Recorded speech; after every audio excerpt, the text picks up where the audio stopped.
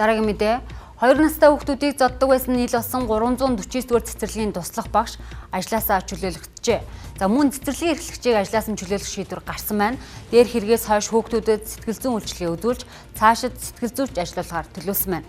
Гэвч тухайн цэцэрлэгийн багш ажилчид дотоод асуудал байсаар байгааг хэллээ.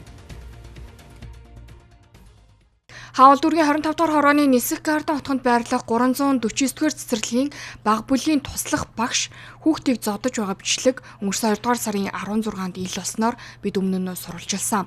Тухайн багшийн туслах ямар нэгэн мэргэжлийн сургалтанд хамрагдаагүй багшлах гэрчилгээгүй байсан юм. Тус цэцэрлэгт холбогдох байгууллагуудын хяналт шалгалт үргэлжилж байгаа гэсэн зарим мэдээлэл гаргасан ажилтны тухайд нөхцөл байдал хүндхэн байгаагаа учирлалаа.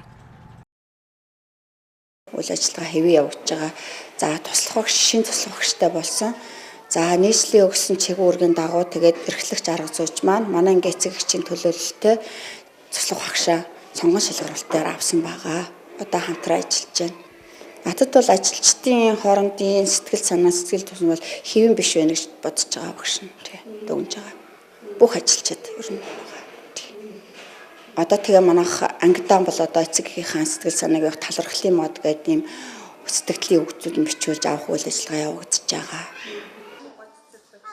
Тус цэцэрлэгийн асуудлын үссэн анги болох бага А бүлгийн багшийн туслахаар шинэ багш сонгон шалгаруулж авсан байна.